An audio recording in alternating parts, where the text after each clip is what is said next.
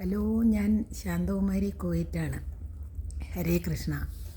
ഞാൻ നമ്മുടെ ഇപ്പോൾ സിദ്ദീഖിനെ കാണാനില്ല എന്ന് പറയുന്നു. സിദ്ദീഖ് തെറ്റൊന്നും ചെയ്തിട്ടില്ലെങ്കിൽ എന്തിനാ ഒളിഞ്ഞിരിക്കുന്നത്? നേരിട്ട് ഹാജരാകണം. തെറ്റ് ചെയ്തവരാണല്ലോ ഒളിഞ്ഞിരിക്കുന്നത്. ഓക്കെ, അത് പോട്ടെ.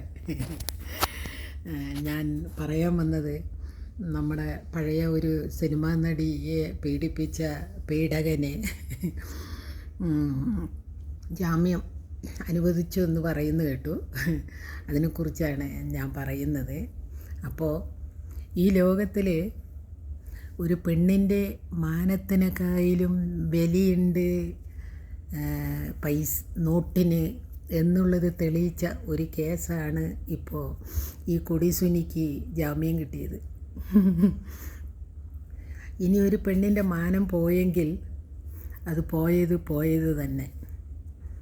നമ്മൾക്ക് നിയമം നീതി തരും എന്ന് പറഞ്ഞിട്ടൊന്നും ഒരു കാര്യമില്ല. കാരണം നിയമം നാട്ടുകാരൻ്റെ കണ്ണിൽ പൊടിയിടാൻ വേണ്ടിയിട്ട് അവരിനെ കൊണ്ടുപോയി കുറച്ച് നാൾ ജയിലിൽ കൊണ്ടിട്ട് നമ്മുടെ പൈസ കൊണ്ട് തന്നെ പീഡനം അനുഭവിച്ചവരിൻ്റെ നികുതി പണവും കൂടി അവർക്ക് തിന്നാൻ കൊടുത്തിട്ട് അവരിനെ ജയിലിലിട്ടിട്ട്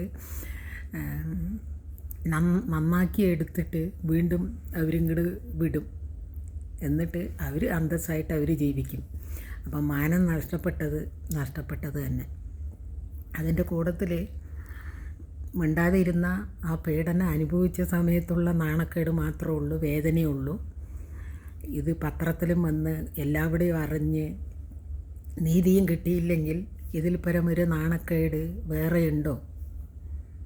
അല്ലെങ്കിൽ പിന്നെ പീഡനം അനുഭവിച്ചവർ തന്നെ അതിന് ശിക്ഷ കൊടുക്കണം. അല്ലാതെ നിയമപാലകന്മാരുടെ അടുത്ത് പോയിട്ടൊന്നും വലിയ കാര്യമില്ല. കാരണം ഇതിങ്ങനെ കുറേ കൊട്ടി ഘോഷിക്കുക എന്നല്ലാതെ വേറെ ഒന്നുമില്ല ഇതിന്.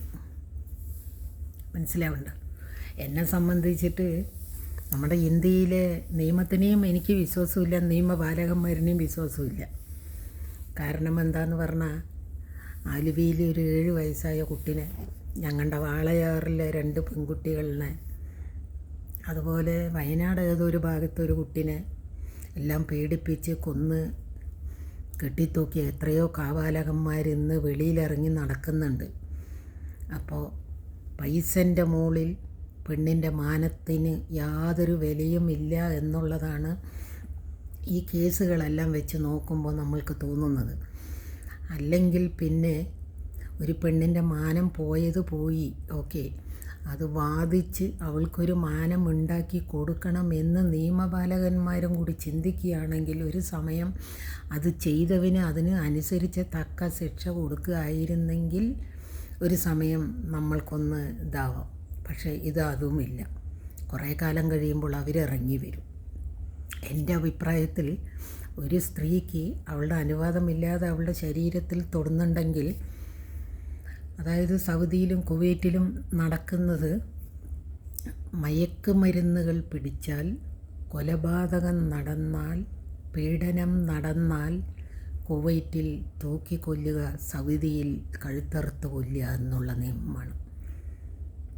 അപ്പോൾ നമ്മുടെ ഇന്ത്യയിൽ ഇതും ഇല്ലെങ്കിൽ പോലും ഞാൻ ഒന്ന് പറയുന്നത്, അവർക്ക് ജീവിതകാലം മുഴുവൻ ഇനി ലൈംഗിക ബന്ധത്തിൽ ഏർപ്പെടാൻ അവരിൻ്റെ ആ ഒരു സാധനത്തിന് ഇനി പൊങ്ങരുത്. അത് അങ്ങനെയുള്ള ശിക്ഷയായിരിക്കണം ഈ നിയമത്തിൽ ഇനി വരുത്തേണ്ടത് എന്നാണ് എൻ്റെ ഒരു അഭിപ്രായം. അപ്പോൾ എൻ്റെ ഈ വീഡിയോ കാണുന്ന എല്ലാവരും ഞാൻ പറയുന്നതിൽ വല്ല കാര്യമുണ്ടെങ്കിൽ എനിക്ക് സപ്പോർട്ട് ചെയ്യണം. നിങ്ങളുടെ അഭിപ്രായങ്ങൾ എഴുതി അറിയിക്കണം. ഓക്കെ, ഈ പീഡകന്മാർക്ക് അവരനുഭവിച്ചു സുഖം അവർക്ക് കിട്ടി, അവരവരുടെ പാട്ടിന് പോയി. നഷ്ടം വരുന്നത് ഒരു സ്ത്രീക്കാണ് എന്നുള്ളത് നിയമത്തിൽ മനസ്സിലാക്കാൻ കഴിവുള്ള നിയമപാലകന്മാരും കോടതിയും അത് മനസ്സിലാക്കുന്നെങ്കിൽ ജീവിതത്തിൽ അവൻ ഈ ഒരു നിമിഷം ചിന്തിച്ച് വേണം ഇനിയൊരു സ്ത്രീയെ അവൻ തൊടണമെങ്കിൽ. അങ്ങനെയുള്ള ശിക്ഷയായിരിക്കണം ഈ നിയമത്തിൽ കൊണ്ടുവരേണ്ടത്. കാരണം പിന്നെ അവൻ ജീവിതത്തിൽ ലൈംഗിക ബന്ധത്തിൽ ഏർപ്പെടാത്ത രീതിയിൽ വേണം ആ ശിക്ഷ കൊടുക്കാൻ. അതായിരിക്കണം നിയമം. അതിന് കഴിവുള്ള ഏത് ആൾക്കാരുണ്ട് ഇന്ത്യ ഭരിക്കാൻ, കേരളം ഭരിക്കാൻ, നിയമത്തിന് ഭരിക്കാൻ, എല്ലാം ഇതിന് ആണത്തമുള്ള ഏതെങ്കിലും ഒരു മന്ത്രിമാരുണ്ടോ ഈ ഇന്ത്യയിൽ എന്നാണ് ഞാൻ ചോദിക്കുന്നത്. അത് ഏത് പാർട്ടിയോ ആയിക്കോട്ടെ, ഞാൻ ഏത് പാർട്ടിൻ്റെയും പേര് പറയുന്നില്ല. ഏത് പാർട്ടി ആയാലും സ്ത്രീകളിൻ്റെ അനുവാദമില്ലാതെ ഒരു സ്ത്രീയെ പീഡിപ്പിക്കുന്നെങ്കിൽ അവന് തക്കതായ ശിക്ഷ പണം നോക്കാതെ കൊടുക്കുന്ന ഏതെങ്കിലും ബാലകന്മാരും പോലീസുകാരായാലും നിയമപാലകന്മാരായാലും കോടതിയായാലും ഉണ്ടോ? എൻ്റെ ചോദ്യം അതാണ്. അത് ഇല്ലാത്തടത്തോളം കാലം എനിക്ക് ഈ നിയമപാലകന്മാരിനെയും നിയമത്തിനെയും കോടതിനെയൊന്നും എനിക്ക് വിശ്വാസമില്ല. കാരണം അങ്ങനെ വിശ്വാസം ഉണ്ടെങ്കിൽ 7 വയസ്സായ ഒരു കുഞ്ഞിന് അവളിൻ്റെ ആ സാധനം പോലും എന്താണെന്ന് തിരിച്ചറിയാൻ കഴിയാത്ത ഒരു സ്ഥലത്താണ് അവൻ ആ കുട്ടിയെ പീഡിപ്പിച്ച് കൊന്നത്. എന്നിട്ട് ചാക്കിൽ കെട്ടി.